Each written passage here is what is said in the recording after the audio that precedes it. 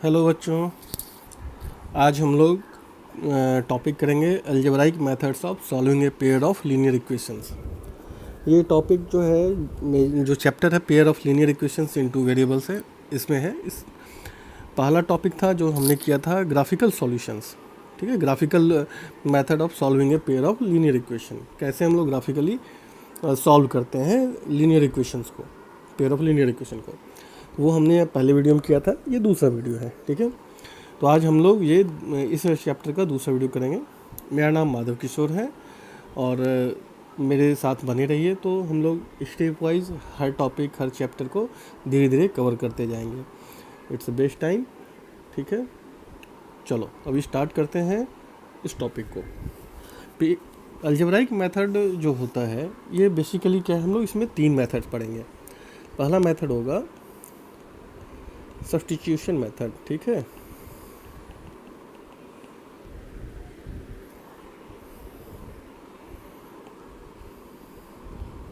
दूसरा मेथड है elimination method.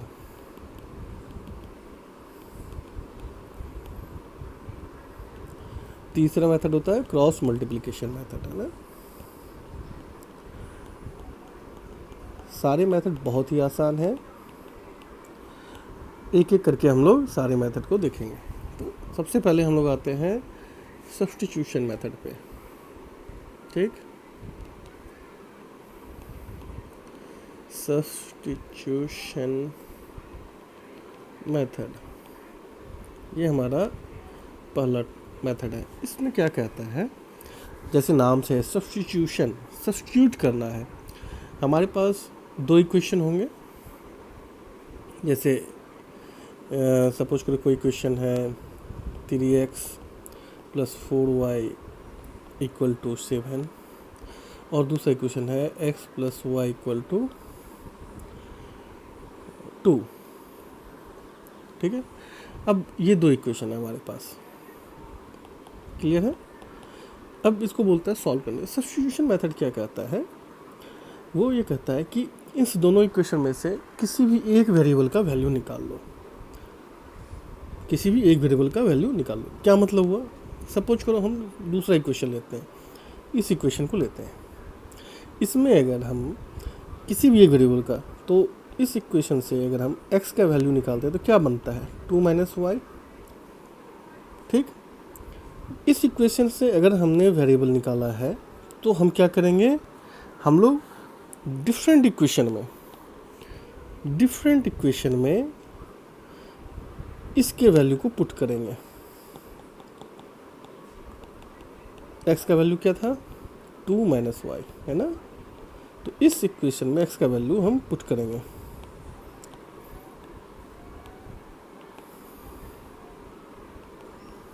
क्या बन रहा है यहाँ पे, 6 - 3y + 4y = 7। इससे क्या बन रहा है, y = 1। ठीक है, अब इस इक्वेशन से हमें y का वैल्यू क्या आया, 1। तो अब इस y के वैल्यू 1 को हम लोग फिर इस इक्वेशन में डालेंगे, तो x का वैल्यू क्या आ जाएगा, 2 - y, 2 - 1, जो कि बन जाएगा क्या, 1। क्लियर है, समझ में आया। बहुत ही आसान है। हम लोग एक और क्वेश्चन करते हैं, उससे आप लोगों को ज़्यादा क्लियर होगा। दूसरा क्वेश्चन सपोज करो कि दे रखा हो 2x - 3y = 1 and x - y = 1। ठीक है, ठीक है। अब इस क्वेश्चन को सॉल्व करें। तो मैंने क्या बोला, दोनों में से जिससे भी निकालना, जिसमें भी हो। 2 इक्वेशन है हमारे पास, एक इक्वेशन 1 है, दूसरा इक्वेशन 2 है। ठीक, अब इस दोनों इक्वेशन में से हम इजी वे में किसी से भी वैल्यू को दूसरे में इंक्लूड कराएंगे। तो मान लो कि हम सेकेंड इक्वेशन ही लेते हैं, क्योंकि फर्स्ट इक्वेशन को अगर तुम सॉल्व करना की कोशिश करोगे तो ये क्या रिजल्ट देता है, 2x - 3y = 1। तो ये क्या, इससे x का वैल्यू क्या आ जाएगा, 1 + 3y/2। फिर इसके वैल्यू को इसमें पुट करना होगा। तो थोड़ा सा कॉम्प्लिकेटेड हो जाएगा, डिवाइड में आ जाता है ना, इसलिए इजी कोशिश ये करो कि डिवीजन में ना आए, तो हम लोग इसको यूज करेंगे। ठीक है, तो हम लोग इसको यूज नहीं करेंगे, हम लोग किसको यूज कर लेते हैं, हम लोग इस इक्वेशन को सॉल्व करते हैं इस तरह से। पहले वाले को ले लेते हैं, दूसरे वाले को लेते हैं, इससे हम लोग का क्या वैल्यू आ जाएगा, x equal to 1 plus Y आ गया। अब क्या करना है, इस x equal to 1 plus Y को हम लोग पहले इक्वेशन में पुट करेंगे। जिस इक्वेशन से उसका वैल्यू निकालेंगे उसका वैल्यू दूसरे इक्वेशन में पुट करेंगे। हमेशा याद रखना, दो इक्वेशन है, जिस भी इक्वेशन से हम लोग किसी एक वेरिएबल का वैल्यू निकालते हैं उसका वैल्यू हमने दूसरे इक्वेशन में डालना है, सेम इक्वेशन में नहीं डालना है, दूसरे इक्वेशन में डालना है। तो हम लोग दूसरे इक्वेशन में यहाँ डालेंगे तो क्या बन जाएगा, 2 into 1 plus y minus 3y equal to 1, ये बनेगा।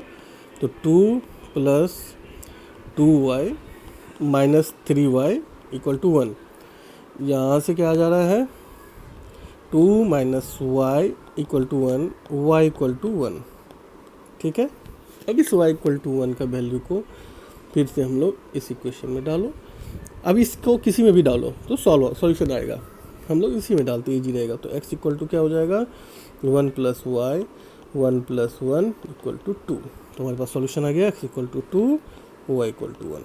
ठीक है, बहुत ही आसान है, एलिमिनेशन मेथड है ना। चलो, इस तरह से हम लोग इस इक्वेशन को सॉल्व कर सकते हैं। अब एक घर पे क्वेश्चन करो, क्वेश्चन रहेगा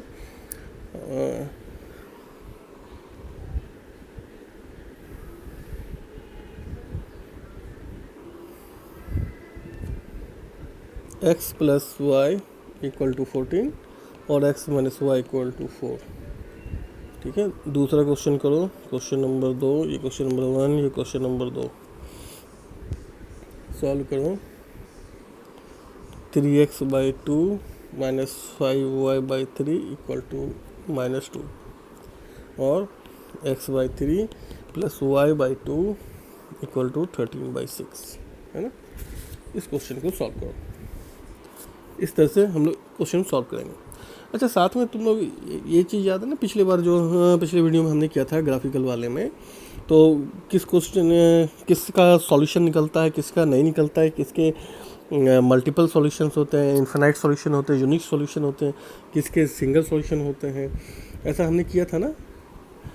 एक क्वेश्चन है इसी तरह से, 3x minus y equal to 3 और 9x minus 3y equal to 9। अब इसको हम लोग को सॉल्व करना है मल्टीप्लिकेशन, ये से सब सब्स्टिट्यूशन से। तो हम लोग पहले इक्वेशन से लेते हैं, ठीक है। 3x minus y equal to 3, तो इससे y इक्वल टू क्या आ जाएगा, 3x माइनस 3, है ना। आप लोग को ये तो करने आता ही होगा कि कैसे सॉल्व करते हैं इसको इजी वे में, रीअरेंज कैसे करते हैं। तो ये रीअरेंज हमने कर लिया। अब इस वैल्यू को हम लोग दूसरे इक्वेशन में डालेंगे। देखो, पहले इक्वेशन से हमने निकाला y equal to 3x minus 3, और इसको हम लोग किस में डाला, हमने दूसरे इक्वेशन में, ठीक है। तो ये क्या बन गया, 9x minus 3y equal to 9 था, तो 9x minus 3x minus 3 equal to 9, x के y की जगह हमने 3x माइनस 3 ले लिया, ठीक है। तो ये क्या बन गया, 9x minus 9x plus 9 equal to 9। तो सॉल्यूशन आया, x का वैल्यू नहीं आया ना, कुछ भी इसको हम लोग कुछ भी सॉल्व नहीं कर पा रहे हैं। 9 इक्वल टू 9 हो जा रहा है, नहीं कर पा रहे। क्यों नहीं कर पा रहे हैं? तो आप लोग को अगर याद होगा ग्राफिकल वाले में हमने क्या बताया था, हम लोग a1 by a2 equal to b1 by b2 equal to c1 by c2। अगर ऐसा होता है तो क्या होता है, याद करो, सॉल्व करते हैं हम लोग, क्या हो जाएगा, -1 by -3 3 by 9, 1 by 3 equal to 1 by 3 equal to 1 by 3 हो गया। ऐसे केस में क्या होता है, बताओ बताओ बताओ। ऐसे केस में हमारे पास इनफाइनाइट सॉल्यूशन आते हैं, है ना, याद है ना। ऐसे केस में इनफाइनाइट सॉल्यूशन आते हैं क्योंकि ये कोइंसाइड कर जाता है, दोनों लाइंस कोइंसाइड कर जाते हैं एक दूसरे पे, समझे। इसीलिए इस तरह का सॉल्यूशन आया। तो हम लोग इसको इस तरह से चेक भी कर सकते हैं। चलो अब आ जाते हैं, पहला मेथड हो गया। अब हम लोग करेंगे दूसरा मेथड, एलिमिनेशन मेथड। कहीं कन्फ्यूजन हो इसमें तो बताओ मुझे। Elimination method. अब एलिमिनेशन मेथड देखो सिंपली क्या कर रहा है, एलिमिनेट कर देना है। हमारे पास दो वेरिएबल है, दोनों में से किसी एक वेरिएबल को अगर हम एलिमिनेट करके इक्वेशन में कुछ निकाल लेते हैं तो क्या हो जाएगा, वो एलिमिनेट हो जाता है। इसी फंडा को हम लोग यूज करेंगे। तो हम लोग सेम क्वेश्चंस में अप्लाई करते हैं। जैसे ये हमने दो इक्वेशन लिया था ना, क्या था, 3x + 4y = 7, 3x + 4y = 7। दूसरा क्या था, x + y = 2, x + y = 2। अब इस केस में ध्यान देना है, एलिमिनेशन है। तो एलिमिनेशन में हम लोग क्या करेंगे, हम लोग को एक वेरिएबल को एलिमिनेट करना है। कैसे एलिमिनेट करेंगे, बहुत आसान होता है। जिस वेरिएबल को तुमको एलिमिनेट करना हो उसके कोफिशिएंट को दूसरे इक्वेशन में मल्टीप्लाई कर दो, ठीक है। हमारे पास इक्वेशन क्या है, 1, इक्वेशन क्या है ये, 2। मैंने क्या बोला, जिस वेरिएबल को एलिमिनेट करना हो, चाहे x हो चाहे y हो, उसके कोफिशिएंट को दोनों इक्वेशन में, अगर इक्वेशन 1 है तो इक्वेशन 1 में कोफिशिएंट x का क्या है, 3 है, तो उस 3 से इक्वेशन 2 को मल्टीप्लाई करो, ठीक है। और इक्वेशन 2 में कोफिशिएंट x का क्या है, 1 है, तो उससे 1 को मल्टीप्लाई करो। क्या बन जाएगा, 1 से अगर मल्टीप्लाई करते हैं ऊपर तो 3x + 4y = 7। दूसरा क्या बनेगा, 3x + 3y = 6, ठीक है, यही बनेगा। अब देखो क्या है, x का कोफिशिएंट क्या हो रहा है, x क्या बन रहा है, सेम आ रहा है दोनों में। तो अगर हम पहले इक्वेशन में से दूसरे इक्वेशन को सब्ट्रैक्ट कर दें तो ये 0 हो जाएगा। ये क्या होगा, y, और ये क्या बन जाएगा, 1। तो y = क्या आ जाएगा, 1, निकल गया, इजी है। और अब इस y = 1 को किसी भी इक्वेशन में डाल दो। चलो हम लोग पुट कर देते हैं, put in second equation, equation number 2। दूसरे नंबर इक्वेशन में अगर हम लोग डालते हैं तो क्या बन जाता है, x + 1 = 2, तो x = 1। इजी है ना, सब्स्टिट्यूशन से आसान है ये। अब आ जाओ, इसी तरह से हम लोग दूसरा इक्वेशन करते हैं, 2x - 3y = 1। दूसरा क्या है, 2x - 3y = 1 और x - y = 1। देखो गौर से देखो इस क्वेश्चन को, इस दोनों इक्वेशन हम लोग गौर से देखेंगे। 2x - 3y है और x - y है। अगर x में, अब हमको क्या करना है, इसको वो करना है। तो अब x का कोफिशिएंट यहाँ क्या है, 2 है, और यहाँ पर क्या है, कुछ भी नहीं है, तो 1 है ना। तो इस 1 से हम इसको मल्टीप्लाई कर देंगे और इस 2 से हम इसको मल्टीप्लाई करेंगे। समझ रहे हो, फिर से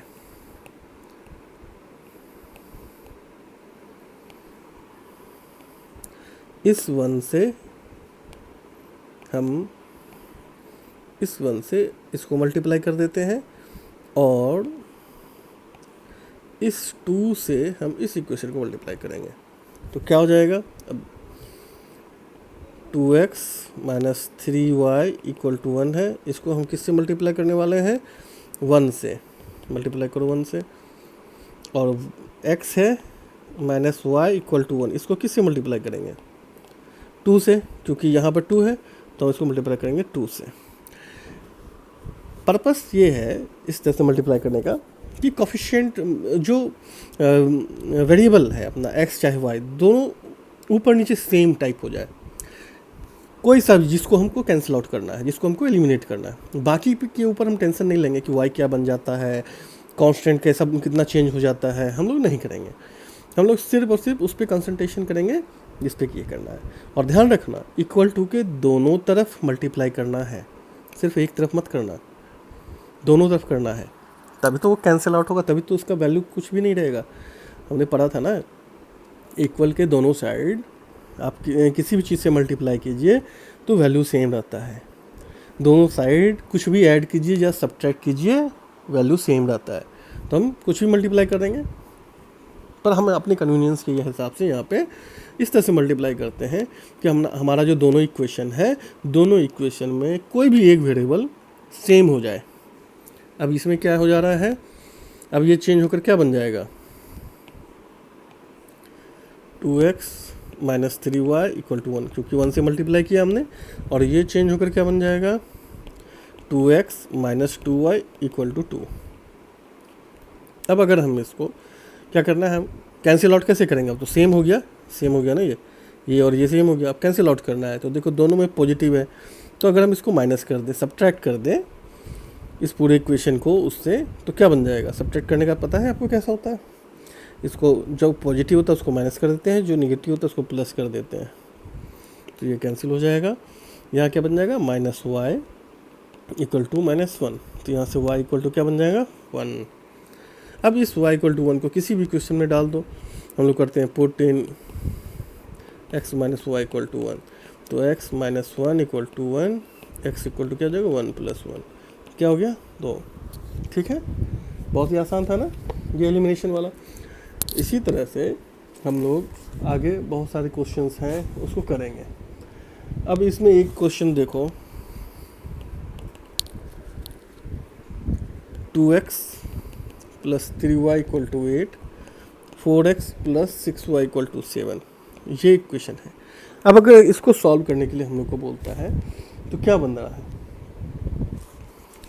इस तरह की क्वेश्चन को अगर सॉल्व करने के लिए बोलता है तो हम इसको फिर उसी तरह से करेंगे। इसको किससे मल्टीप्लाई कर दें, देखो x का कोफिशिएंट क्या है 2, यहाँ क्या है 4, तो हम अगर ऊपर वाले को 2 से मल्टीप्लाई कर दें तो नीचे वाले के बराबर हो जाएगा, है ना, तो हम इसको 2 से मल्टीप्लाई कर देते हैं। ऐसे आप कन्फ्यूजन हो रहा हो तो आप यहाँ 4 से भी कर सकते हैं, फिर नीचे 2 से भी कर सकते हैं, तो बात सेम ही रहेगा। ठीक है, लेकिन अभी आसान के लिए हम लोग ऐसा करेंगे, इंटू 1 करेंगे, तो ये क्या बन जाएगा, 4x plus 6y equal to 16, ये सेम ही रहेगा 4x plus 6y equal to 7। अब हम इसको सब्ट्रैक्ट करें तो देखो क्या बन जा रहा है, 0 इक्वल टू क्या जा रहा है, 9। अब यहाँ देखो गौर करो, 0 इक्वल टू 9 है, इसका क्या मतलब है, इसका ये मतलब है कि इस इक्वेशन के कोई सॉल्यूशन नहीं होंगे। ये फॉल्स स्टेटमेंट हो गया ना, ये फॉल्स स्टेटमेंट हो गया, तो इसका मतलब है ये जो था इसका नो सॉल्यूशन आएगा। अब इससे हम लोग एक चीज़ गौर कर सकते हैं, ध्यान दो, यहाँ 0 इज़ नॉट मतलब इक्वल टू के दोनों तरफ सेम डिजिट नहीं आया है ना, इक्वल टू के दोनों तरफ सेम डिजिट नहीं आ रहा है, 0 और 9 आ रहा है, तो ये फॉल्स स्टेटमेंट हुआ, तो इसका कोई सॉल्यूशन नहीं हुआ। लेकिन अगर इक्वल टू के दोनों तरफ सेम आ जाता तब क्या आता, तब उसको क्या बोलते हैं, इनफिनाइटली मेनी सॉल्यूशन। ठीक है, तुम इस तरह से इसको देख करके भी बता सकते हो। और अगर 4 इक्वल टू 3 आ जाता या 0 हो जाता तो क्या बोलते हैं इसको, नो सॉल्यूशन। ये ध्यान रखना, जब भी कभी ऐसा क्वेश्चन आए और इस तरह से सॉल्व करो और ऐसा आ जाए तो इसको ध्यान रखना। देखो ये बहुत क्रिटिकल पॉइंट मैंने बताया आप लोगों को, अक्सर क्वेश्चन में आ सकता है ऐसा, तो इस चीज़ को ध्यान रखना जब आप इस तरह से सॉल्व कर रहे हो। तो ऐसा है, दूसरा तरीका तो है ही, हम इससे चेक कर ही सकते हैं, इस तीनों निकाल करके उसके बाद हम लोग चेक कर ही सकते हैं, जैसा कि हमने पहले वीडियो में पढ़ा था ग्राफिकल वाले में, कि अगर a1/a2 is not equal to b1/b2 है तो उसका यूनिक सॉल्यूशन होता है, सिंगल सॉल्यूशन भी बोलते हैं उसको, एक सॉल्यूशन निकलेगा उसका। अगर a1/a2 is equal to b1/b2 is equal to c1/c2 है तो उसके इन्फिनाइट सॉल्यूशन होते हैं, ये तो है ही। और अगर a1/a2 is equal to b1/b2 और नॉट इक्वल टू c1/c2 हो तो उसके नो सॉल्यूशन होते हैं, याद है ना। तो इस तरह से तो हम लोग कर ही सकते हैं, लेकिन हम इस तरह से भी देख के कर सकते हैं। अगर आप कुछ सॉल्यूशन का निकालने की कोशिश करते हैं और ऐसा आ जाता है कि इक्वल के दोनों साइड सेम नंबर हो, सेम डिजिट हो, तो आप उसको कह सकते हैं कि मिनी सॉल्यूशन है। और अगर नहीं हो, बराबर नहीं हो, तो आप उसको कहेंगे नो सॉल्यूशन है। ठीक, चलिए एलिमिनेशन वाला हो गया। अब हम लोग क्रॉस मल्टीप्लिकेशन मेथड पढ़ते हैं। ये हमारा तीसरा टॉपिक है। तीसरा मेथड है अलजेब्राइक वाला, क्रॉस मल्टीप्लिकेशन मेथड। ये क्या है, इसमें थोड़ा सा मल्टीप्लाई करना पड़ता है, तो ये थोड़ा सा कॉम्प्लिकेटेड हो जाता है। यूजुअली मैं इसको सजेशन नहीं करूँगा कि आप लोग एग्जाम में इस तरह से सॉल्व करें, अनलेस अदरवाइज की क्वेश्चन में मेंशन करें कि find out with the help of cross multiplication method solution of below pair of lines. ऐसा अगर नहीं लिखा हो तो मैं इसको सजेस्ट नहीं करता हूँ। ठीक है, आप क्योंकि आप खुद ही देख लो ये कितना कॉम्प्लिकेटेड हो जाता है। इसको सॉल्व करना जो है ना, थोड़ा सा इसमें थोड़ा सा कॉम्प्लिकेशन रहता है, फार्मूलाज याद रखने पड़ते हैं, थोड़ा सा लेंदी है। पहला इक्वेशन जनरल इक्वेशन हम लोग ये लेते हैं, दूसरा जनरल इक्वेशन हमारा ये है। ठीक है, यही होता है ना। अब इसमें क्या होता है, जब आप ये लिखते हैं तो इसका तरीका ये है कि इसको x/b1c2 minus b2c1 equal to y/c1a2 minus c2a1 equal to 1/a1b2 minus a2b1, ये फॉर्मूला होता है। इस फॉर्मूला को कैसे यूज करते हैं वो ऐसे है। इसको अगर यूज करें तो x और ये इसको और इसको लेकर के क्या बनता है, x इक्वल टू बन जाएगा b1c2 minus b2c1 divide by a1b2 minus a2b1, है ना। x का वैल्यू ये आएगा और y का वैल्यू क्या आएगा, c1a2 minus c2a1 divide by a1b2 minus a2b1, ये हमारा y का वैल्यू आएगा। ठीक है, तो इस तरह से हम लोग इसको निकाल सकते हैं। अंडरस्टैंडिंग के लिए आप लोग ऐसे भी लिख सकते हैं। हम लोग क्या करेंगे, b1 से स्टार्ट करेंगे, a से नहीं स्टार्ट करेंगे। b1 फिर c1 फिर a1 फिर b1, ऐसे 4 बार लिखेंगे। b-c-a-b, ठीक है, b-c-a-b सर्कल पूरा करेंगे। b से स्टार्ट करेंगे, b c a और फिर b। ठीक है, इस तरह से हम लोग उस सर्कल को पूरा करेंगे। दूसरा फिर लिखेंगे, 2 है ना हमारे पास नंबर क्वेश्चन, तो दूसरा क्वेश्चन लिखेंगे यहाँ पे b2 c2 a2 b2।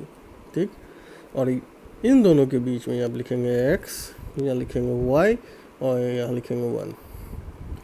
अब फॉर्मूला यूज करेंगे, x बाय क्या है b1 c2 minus b2 c1। ठीक है, क्लियर है। उसी तरह से y का करेंगे, y by c1a2 minus c2a1 और 1 का करेंगे a1b2 माइनस a2b1। ठीक है, इस तरह से इसको हम लोग सॉल्व कर सकते हैं। ठीक, अब इस फॉर्मूला का यूज करेंगे। मैं यहाँ पे कोई एग्जांपल इसका नहीं देता हूँ, आप लोग घर पे इस पर प्रैक्टिस कर सकते हो। एक क्वेश्चन चलो कर ही लेते हैं, क्यों अनटर्न कर रखें इसको। इक्वेशन तुम्हारा है 2x plus 3y equal to 46, 3x plus 5y equal to 74, इसको जो है हम लोग रीअरेंज करके लिखेंगे। -46 equal to 0, 3x plus 5y minus 74 equal to 0। ठीक है, रीअरेंज कर लिया हमने। अब ये फॉर्मूला लगा देंगे। x यहाँ पर a1 क्या हो गया, a1 हो गया 2, b1 क्या हो गया 3, c1 क्या हो गया -46 है ना, a2 क्या हो गया 3, b2 क्या हो गया 5 और c2 क्या हो गया -74। अब उस फार्मूला में यूज पुट कर लो, x equal to b1 c2 minus b2 c1 divide by a1 c2 minus a2 c1, y equal to फिर क्या था हमारा, sorry a1 b2 minus a2 b1 है ना, y इक्वल टू क्या था c1 a2 minus c2 a1 divide by a1 b2 minus a2 b1। इस पे इसको डालो, लेंदी कैलकुलेशन करेंगे, फिर आ जाएगा सॉल्यूशन, है ना। इसलिए मैं इसको तो प्रेफर नहीं करता हूँ, ये थोड़ा सा लेंदी होता है। ठीक है, चलो अब एक क्वेश्चन करके बताओ मुझे। एक क्वेश्चन है, ये तीनों तो हमने कर लिया। अब क्वेश्चन ये है कि एग्जाम्पल में दिया हुआ एनसीईआरटी के, हम लोग उसको करेंगे। इसी तरह से बहुत सारे क्वेश्चन होंगे। आप लोग जितना ज़्यादा से ज़्यादा क्वेश्चन करोगे ना, उतना ज़्यादा आपका कंसेप्ट भी क्लियर होगा। प्रैक्टिस करोगे तो आपको आइडियाज़ आएंगे कि डिफरेंट डिफरेंट टाइप के क्वेश्चंस को कैसे हैंडल करते हैं। चलो, फॉर क्वेश्चन है, for which values of P does the pair of equations given below has unique solution। बताओ, मेरा क्वेश्चन क्या है, 4x plus py plus 8 equal to 0, 2x plus 2y plus 2 equal to 0। ये दो इक्वेशन है, इनको equation को देख करके हम लोग को बताना है कंडीशन क्या है यूनिक सॉल्यूशन का। याद करो, अभी तो बताया मैंने ना condition of unique solution. Detail में देखना है तो पहले वीडियो को देखो, तो फर्स्ट चैप्टर, मतलब इसी चैप्टर के पहला वीडियो को, है ना। कंडीशन ऑफ यूनिक सॉल्यूशन क्या है, a1 by a2 should not equal to क्या होना चाहिए, b1 बाई b2, तभी ना यूनिक सॉल्यूशन आएगा। तो यहाँ क्या है, 4/2 should not equal to p/2। ठीक, दोनों साइड 2 डिनोमिनेटर में है, कैंसिल आउट हो जाएगा तो क्या हो जाएगा, 4 should not equal to p। मतलब p का वैल्यू 4 नहीं होना चाहिए, बाकी कोई सा भी रियल नंबर हो। p can be any real number, कोई सा भी रियल नंबर हो सकता है, रियल नंबर अदर देन 4, 4 के अलावा। ठीक है, समझे कैसे किया हमने। इस तरह से हम लोग दूसरे दूसरे क्वेश्चंस को करेंगे। अब एक क्वेश्चन आ रहा है दूसरा, इसी तरह का क्वेश्चन है। इसमें क्या कह रहा है कि for what values of k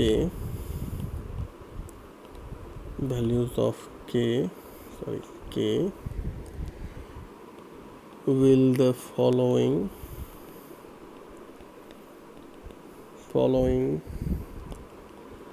pair of linear equations have infinitely many solutions। Infinity many solutions होना चाहिए। क्या कंडीशन होगा, याद है इन्फिनिटी मेनी सॉल्यूशंस के लिए मैंने क्या बोला था, याद करो। ये क्या है, kx plus 3y minus k minus 3 equal to 0, 12x plus ky minus k equal to 0। ये दो इक्वेशन है। अब मैंने क्या बोला था आपको, कंडीशन क्या है, condition for infinitely many solution क्या है, A1 equal to A1/A2 equal to B1/B2 ऐसे करके था ना, A1/A2 equal to B1/B2 equal to C1/C2। अगर ऐसा हो तो इन्फिनिटली मेनी सॉल्यूशन आएगा। अब इस इक्वेशन को देख करके हम लोग क्या कर सकते हैं, A1 K है, A2 क्या होगा 12, ये बराबर होना चाहिए B1 क्या है 3, B2 क्या है K, 3/K के, और ये बराबर होना चाहिए, या क्या हो जाएगा C1 minus K minus 3 divide by minus K, है ना, माइनस K। अब इसको हम लोग सॉल्व करेंगे।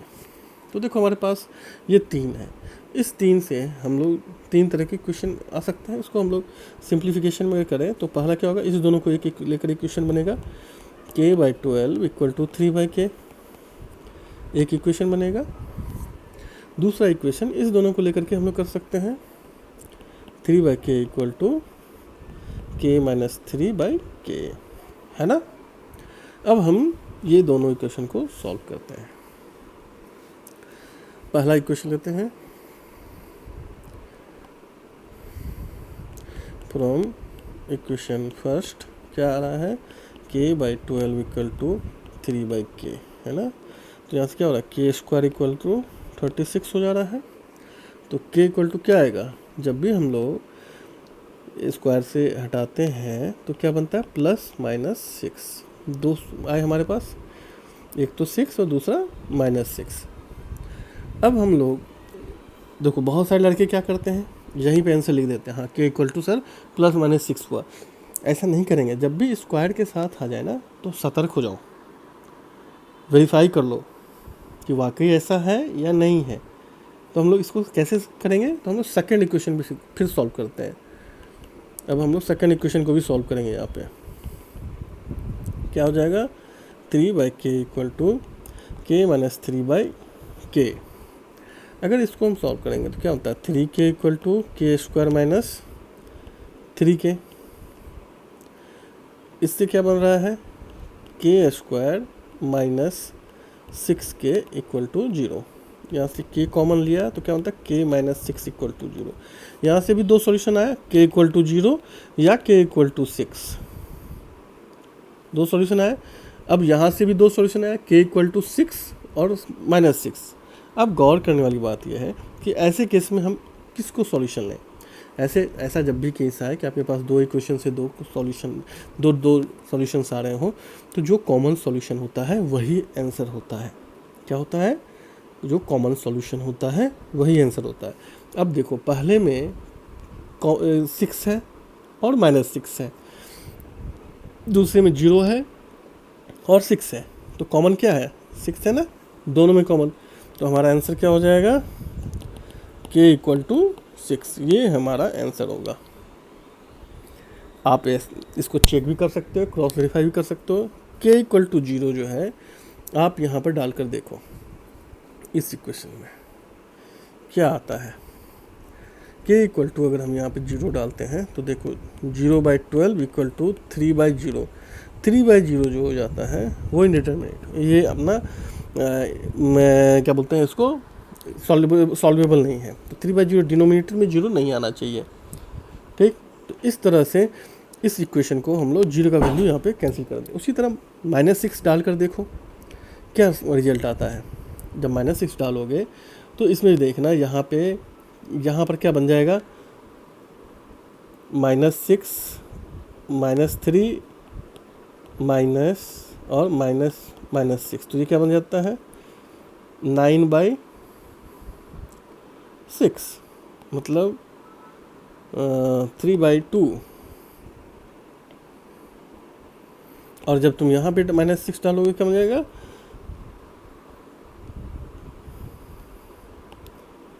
-1/2। तो ये दोनों इक्वल टू नहीं होता है, इसलिए ये भी कैंसिल हो गया। तो इस तरह से हम लोग क्रॉस चेक भी कर सकते हैं। तो बेटर ये जो कॉमन सॉल्यूशन आता है उसी को हम लोग लेंगे, है ना। इस तरह से हमारा ये टॉपिक भी कंप्लीट होता है।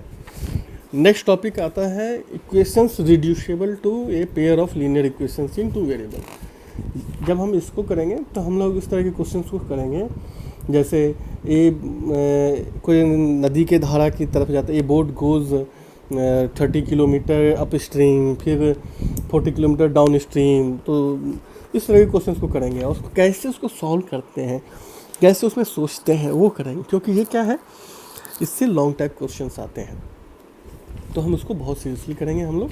तो अगला पूरा टाइम उसी पर हम लोग अपना डिवोट करेंगे और समझने में कि स्टेप बाई स्टेप कैसे सोचते हैं इस प्रॉब्लम को सॉल्व करने के लिए, कैसे आगे बढ़ते हैं, इसको कैसे करते हैं, है ना।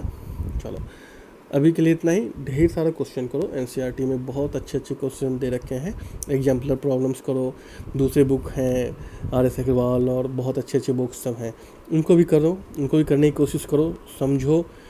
मैं यहाँ आपको तरीका बता रहा हूँ, डिफरेंट टाइप के टाइप्स ऑफ प्रॉब्लम, उनको कैसे सॉल्व करते हैं, आपका एटीट्यूड क्या होना चाहिए, एप्टीट्यूड क्या होना चाहिए, ये सारी चीज़ें बता रहा हूँ। तो ज़्यादा से ज़्यादा क्वेश्चन आप ही को करना होगा, है ना।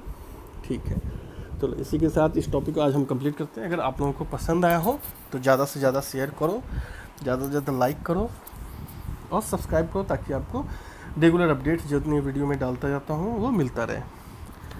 फिर हम लोग मिलेंगे थर्ड टॉपिक के साथ। तब तक के लिए बाय, टेक केयर।